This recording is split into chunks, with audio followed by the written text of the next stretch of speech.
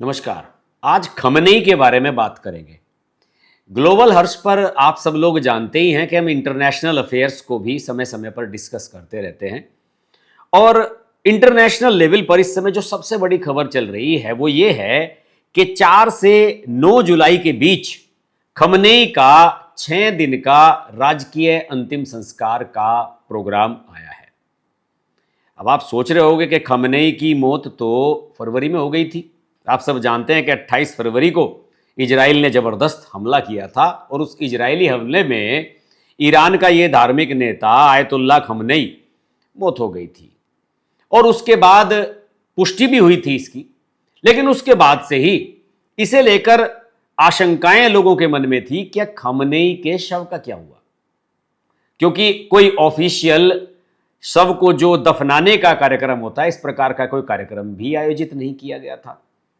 और आप सब लोग जानते ही हैं कि जब खमनेई की मौत हुई थी तो उस समय इस बात को लेकर भी बहुत सारे सवाल खड़े हुए थे कि क्या खमनेई का डेड बॉडी मिली भी है या नहीं, या फिर उसके कुछ टुकड़े ही मिले हैं या वो भी नहीं मिले हैं। इस बीच एक मंसूर अर्जी नाम का एक यूलोजिस्ट था जिसे कहते हैं कि शोक गीत गाने वाला, उसने एक बयान दे दिया था एक कार्यक्रम में, और बड़े हार्डलाइनर टाइप का आदमी है। उसने ये कह दिया था कि बाद में यह खुलासा किया जाएगा कि हमारे नेता के शरीर का क्या बचा है।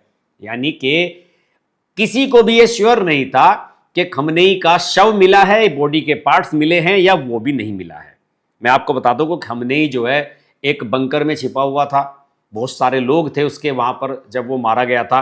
और 28 फरवरी की रात को इजराइल के जो F-35 और F-22 विमान हैं उन्होंने इस प्रकार के बम बरसाए थे जो बंकर को तोड़कर भी अंदर घुस जाते हैं। यानी कि कई कई फ्लोर के जो लिंटर हैं, मोटे मोटे पिलर्स हैं, उनको तोड़ करके वो बम अंदर घुस जाते थे और उसमें कुछ बचने की संभावना बचती नहीं, क्योंकि जब वो बम फटते हैं तो उनमें से इस प्रकार की गैसेज भी निकलती हैं कि अगर कोई जिंदा होगा भी तो वो बचेगा नहीं। तो इस तरीके से खमनेई की मौत हो गई थी। पूरा हंगामा हुआ था और आप जानते ही हैं कि तब से अब तक खाड़ी में युद्ध चल रहा है अमेरिका, इजराइल और ईरान के बीच में। और अभी हाल ही में अमेरिका और ईरान के बीच में एक समझौता हुआ है कि 60 दिन के लिए स्ट्रेट ऑफ हॉर्मुज को खोल दिया जाएगा, जिससे तेल की सप्लाई सुचारू हो सके और लड़ाई भी रोक दी जाएगी। हालांकि लड़ाई रुकती हुई नजर नहीं आ रही है, अभी भी बम बरसाए जा रहे हैं। लेकिन खमनेई पर फिर से आते हैं। सवाल यह है कि जब खमनेई की मौत 28 फरवरी को हो गई थी तो इस्लाम में तो ऐसा संभव ही नहीं है कि इतने लंबे समय तक शव को रखा जा सके। शव को केमिकल में दबा करके रखा जाता है या फ्रीजर में लगाया जाता है, लेकिन इस्लाम में इसको सही नहीं माना जाता। शव को 24 घंटे के अंदर दफनाना आवश्यक होता है, लेकिन 24 घंटे के अंदर खमनेई का शव नहीं दफनाया गया था। मार्च के पहले हफ्ते में खबर यह आई कि एक बड़ा अंतिम संस्कार किया जाएगा, लेकिन अचानक ही उसे सुरक्षा कारणों से रद्द कर दिया गया। उसे रद्द इसलिए कर दिया गया था क्योंकि उस समय लड़ाई पीक पर थी और इजराइल और अमेरिका लगातार बम बरसा रहे थे ईरान के ऊपर। तो इस प्रकार से यह अफवाह भी फैलाई गई कि जो टूटा फूटा शव मिला है, छत विछत शव मिला है, उसी को दफना दिया गया है। कुछ भी कंफर्म नहीं था और अभी तक भी कुछ कंफर्म नहीं है। इतने दिन तक आप ये समझ लीजिए कि केमिकल लगाकर शव को रखना, या फिर जो इस्लाम में खासतौर से ये तो शिया था, तो शिया जो शरिया है उसमें भी गलत माना जाता है। और यह भी कहा जाता है कि अब जब शव को पहले ही दफना दिया गया तो फिर अब 6 दिन का जो ये कार्यक्रम रखा गया है, 4, 5, 6, 7, 8, 9 जुलाई को, और उसमें अंतरराष्ट्रीय स्तर के लोगों को बुलाया जा रहा है, सभी कंट्रीज को बुलाया जा रहा है, तो फिर उसमें क्या खाली ताबूत घुमाया जाएगा? ये बहुत बड़ा मजाक है। इंटरनेशनल मीडिया में ईरान का मजाक उड़ाया जा रहा है कि क्या भाई वहां खाली ताबूत को घुमाओगे वहां पर? ये एक बहुत बड़ा सवाल है। दूसरे इसमें एक मजेदार बात और भी बताता हूं मैं आपको। शियाओं में परंपरा ये रहती है कि 40 दिन के भीतर शोक सभा, जैसे हमारे यहां रस्म 13वीं रस्म, पगड़ी, शोक सभा वगैरह होती है 12वीं 13 दिन के भीतर भीतर, उसी तरीके से शियाओं में चहलुम होता है कि 40 दिन के भीतर, या सीधी भाषा में कहें तो उनका 40वां होना चाहिए जो मारा गया है या जिसकी मौत हुई है। आपको मैं बता दूं, 40वां किया गया खमनेई का, लेकिन कहां किया गया? एक चर्च में। बड़े आश्चर्यचकित बात है। और ये जो चर्च है ये ईरान की राजधानी तेहरान के बीच में स्थित है। इसे सेंट सर्किस अर्मेनियाई कैथेड्रल कहते हैं। और इसमें जो ईरान के संस्कृति मंत्री हैं अब्बास सालेही और कई सरकारी अधिकारी शामिल हुए थे। और इसमें चर्च के भीतर क्रॉस के नीचे शिया शहादत के काले और हरे झंडे लगाए गए थे और खमनेई को एक शहीद के रूप में महिमा मंडित किया गया था। और सरकारी मीडिया ने इसे विभिन्न धर्मों के बीच एकता का प्रतीक बताया था कि हम इसीलिए एक चर्च में करने जा रहे हैं, हम धार्मिक एकता रखते हैं। ये सब बकवास है, डर के मारे किया था वहां। इसलिए किया था कि कहीं ऐसा ना हो कि जो शोक सभा हो रही है, चहलुम हो रहा है, 40वां हो रहा है, उस पर भी अमेरिका या इजराइल बम गिरा दे, इसलिए उसको चर्च में आयोजित किया गया था। और बड़ा मजाक बना मीडिया में। मीडिया ने तो यहां तक लिखा था कि एक कट्टरपंथी इस्लामी नेता का 40वां दिन एक चर्च में मनाया गया क्योंकि उनके पास ना तो कोई शव था और ना कोई कब्र। जब कब्र ही नहीं है तो 40वां कहां पर आयोजित किया जाएगा? और इस तरीके से इसको चर्च में आयोजित किया गया। लोगों ने और भी मजाक उड़ाया था। आपको बता दूं कि जनवरी 2025 में ईरान में बड़ा आंदोलन हुआ था, लोग सड़कों पर उतर आए थे। आपने देखा होगा उस एक लड़की की तस्वीर वायरल हुई थी जो कम कपड़ों में घूमती हुई नजर आ रही थी बिल्कुल, कि और सब लोग कह रहे थे कि इस इस्लामिक जो कट्टर सरकार है खमनेई के नेतृत्व में वहां चल रही है कट्टरपंथी, इस सरकार का अंत होना चाहिए। लेकिन उसे दमनकारी तरीके से खमनेई ने दबवा दिया। हजारों लोगों को गोलियों से मरवाया गया था और एक अनुमान के मुताबिक 30,000 से ज्यादा लोग जनवरी 2025 में मारे गए थे। उसके एक साल बाद खमनेई जो 86 साल का है वो मारा गया। लोगों ने मजा लिया। लोगों ने कहा कि जिस तानाशाह ने लोगों को अपने बच्चों के शव दफनाने नहीं दिए, आज उसका अपना शव महीनों से फ्रीजर में सड़ रहा है। और लोगों ने व्यंग करते हुए यह भी पूछा था कि खमनेई के शव को किस रेफ्रिजरेटर में रखा गया है, नेतन्याहू के फ्रिज में, आइसक्रीम फैक्ट्री में या अंटार्कटिका में। यह हालत हुई इस इस्लामिक नेता की। और उस समय यह बात थी कि ईरान की सरकार ने यह कह दिया था कि जो प्रदर्शनकारी, उनके परिवार के लोग मारे गए हैं जनवरी 2025 में, उनके शव दफनाने के लिए रोक दिया गया था। यह स्थिति हो गई थी। आज तक किसी इस्लामिक राष्ट्र प्रमुख की डेड बॉडी इस तरीके से सड़ी नहीं होगी। अगर वो डेड बॉडी अभी रखी है तो मुझे तो यकीन नहीं है। 1989 में जब बड़े वाले खमनेई की मौत हुई थी, और आप सब जानते हैं कि उसके बाद क्या हुआ था। उस समय जो इस्लामिक रिपब्लिक की स्थापना हुई थी 1989 में, संस्थापक थे उसके आयतुल्लाह रूहुल्लाह खुमैनी, इनके जो सीनियर थे, इस वाले खमनेई के बड़े वाले।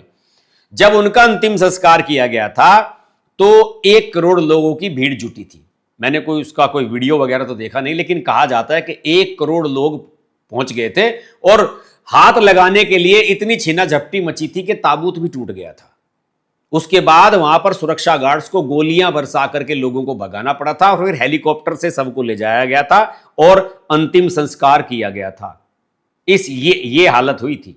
अब ईरान की जो वर्तमान सत्ता है वो ये चाहती है कि उससे बड़ा कार्यक्रम हम आयोजित करें, कि बड़े वाले खमनेई की से ज्यादा भीड़ इसमें उमड़ी है। और इसी के लिए ये 4 से 9 जुलाई के बीच का कार्यक्रम रखा गया है। और डर के मारे ईरान ने स्ट्रेट ऑफ हॉर्मुज को भी 60 दिन के लिए खोल दिया है, जिससे कि यह कार्यक्रम हमारा ठीक ठाक से आयोजित हो जाए। लेकिन यहां भी एक पेच है दोस्तों। सबसे बड़ा पेच यह है कि जो 6 दिन तक कार्यक्रम चलेगा, जैसे उसमें 4 से 5 जुलाई को सुबह 6 से रात 8 बजे तक जो शव है उसको बुलेट प्रूफ ग्लास में सार्वजनिक दर्शन के लिए रखा जाएगा। फिर राजकीय सड़कों पर अगले दिन जुलूस निकाला जाएगा। फिर जो शिया धर्म गुरु हैं वो अपने आकर के अनुष्ठान करेंगे। फिर जो है इराक ले जाया जाएगा उनको। और फिर उसके बाद जो खमनेई का गृह नगर है मशहद, वहां पर शिया इस्लाम के 8वें इमाम के दरगाह परिसर में अंतिम दफनगी यानी कि सुपुर्दे खाक किया जाएगा। सबसे बड़ी समस्या यह है कि खमनेई की मौत के बाद उनके दूसरे बेटे मुस्तफा खमनेई उनको तीसरा सुप्रीम लीडर चुना गया है। बड़े वाले खमनेई, फिर जो मारे गए हैं अभी वो, और अरब मुस्तफा खमनेई 56 साल का है। आज तक उसे ना किसी ने टीवी पर देखा, ना उसकी कोई तस्वीर सामने आई, ना कोई उनका ऑडियो वीडियो रिलीज किया गया। लोगों ने उसको देखा ही नहीं। लोगों का यह कहना है कि बड़े वाले खमनेई के साथ वो भी घायल हो गया था, और कुछ लोगों का कहना है कि वो कोमा में है, हॉस्पिटल में है, आईसीयू में है, कोमा में है, और अभी तक उसे होश नहीं आया है। बेहोश पड़े हुए को ही सुप्रीम लीडर बना दिया गया। दूसरी, अगर खमनेई का अंतिम संस्कार हो रहा है और दुनिया भर के लोगों को बुलाया जा रहा है, तो फिर वहां पर मुस्तफा खमनेई का भी होना जरूरी है। और इन सबको यह डर है अगर मुस्तफा खमनेई आया तो अमेरिका कहीं बम ना गिरा दे। इसलिए सारी दुनिया के लोगों को इकट्ठा किया जा रहा है कि सब देशों के राष्ट्राध्यक्ष और लीडर्स होंगे, तो इसलिए अमेरिका शायद वहां पर हमला ना करे, क्योंकि डोनाल्ड ट्रंप ने कह दिया था कि हम इस खमनेई को, मुस्तफा खमनेई को लीडर नहीं मानेंगे, ये जनता द्वारा चुनी हुई सरकार नहीं है, साफ मना कर दिया था। दूसरे, इसे लेकर के अंतरराष्ट्रीय स्तर पर बहुत बड़ी कूटनीति है। France, Britain, Germany, European Union, इन सब ने मना कर दिया है कि भैया इजराइल के साथ तुमने बहुत बुरा किया, हम इस कार्यक्रम में नहीं आएंगे। ट्रंप तो खैर है ही, उनका तो रुख एक सख्त है ही ईरान के खिलाफ। दूसरे, चीन और रूस जो ईरान के हिमायती बनते हैं, पुतिन और जिनपिंग, दोनों ने कह दिया है कि हमारे जो है रिप्रेजेंटेटिव्स जाएंगे, हमारे प्रतिनिधि जाएंगे, हम किसी को वहां नहीं भेज रहे हैं। इसमें मैं आपको बता दूं कि एक थोड़ा सा पेंच भारत को लेकर के भी आया। ईरान के जो राष्ट्रपति हैं मसूद पेजेश्कियन, उन्होंने नरेंद्र मोदी को सीधे ऑफर दी कि आपको आना है, इन्विटेशन भिजवाया। लेकिन भारत न्यूट्रल है, ना वो ईरान की तरफ है, ना वो अमेरिका और इजराइल की तरफ। सब लोग जानते हैं कि भारत किधर है, लेकिन अंतरराष्ट्रीय कूटनीति के हिसाब से भारत किसी के भी तरफ नहीं है। भारत ने हमेशा कहा है कि हमने तो बुद्ध दिए हैं, युद्ध नहीं, और हम चाहते हैं कि जो शांति की बात करेगा हम उसी की तरफ हैं। भारत के अपने निहितार्थ है, आप सब लोग जानते हैं कि इस बारे में नरेंद्र मोदी की नीति बिल्कुल अलग है। लेकिन जब ईरान के राष्ट्रपति का इन्विटेशन आया है तो भारत ने क्या किया? देखिए कितना बढ़िया सॉल्यूशन निकाला नरेंद्र मोदी ने। उन्होंने कहा कि भाई, विदेश मंत्रालय ने कहा भारत के 6 से 11 जुलाई तक प्रधानमंत्री इंडोनेशिया, ऑस्ट्रेलिया और न्यूजीलैंड की यात्रा पर जा रहे हैं, और पहले से ही ये कार्यक्रम लगा हुआ है, तो इसलिए वो तो इस कार्यक्रम में जा नहीं सकते। अब फिर कौन जाएगा उनकी जगह? बिहार के गवर्नर हैं लेफ्टिनेंट जनरल सैयद अता हसनैन। मेरे ख्याल में इस समय एकमात्र ऐसे बीजेपी के गुट कह सकते हैं, या केंद्र सरकार की जो गवर्नेंस है उसके तहत एकमात्र इस प्रकार के लीडर हैं जो शिया हैं और सेना के अधिकारी रहे हैं, और साथ ही साथ श्रीनगर में लंबे समय तक रहे हैं। ईरान का और कश्मीर का आप जानते हैं कि सीधा कनेक्शन है। ईरान में तो कश्मीर के बच्चों को एजुकेशन में छूट मिलती है, उनके लिए बाकायदा रिजर्वेशन है, कुछ सीटें उनके लिए रिजर्व की गई हैं। तो ये नरेंद्र मोदी ने बढ़िया किया कि लेफ्टिनेंट जनरल सैयद अता हसनैन को वहां पर भेजा जा रहा है। उनके साथ ये चर्चा है कि विदेश राज्य मंत्री पवित्रा मार्गरेटा भी हैं। तो भारत ने इसको इस तरीके से हैंडल किया है। लेकिन इस समय वहां बड़ा मुश्किल है, इस कार्यक्रम को कैसे होगा ये मेरी समझ में नहीं आ रहा है। वहां पर लोग इसका विरोध कर रहे हैं, लोग सड़कों पर उतर आए हैं, और वहां पर जो कट्टरपंथी हैं और जो खासतौर से वहां की वर्तमान सत्ता के विरोधी हैं, उन सब ने इसका विरोध करना शुरू कर दिया है। सब लोग ये कह रहे हैं कि जब खमनेई पहले मारा गया, उसकी डेड बॉडी आपके पास है नहीं, तो फिर इतना बड़ा तमाशा क्यों कर रहे हो? ईरान आर्थिक संकट से गुजर रहा है, सारी दुनिया ने उस पर प्रतिबंध लगा रखे हैं, खाने पीने के लाले हैं, सारे शहर बर्बाद हुए पड़े हैं, और लोगों के पास काम धंधा रोजगार कुछ नहीं है। तेल बेच बेच कर कब तक काम चलाओगे?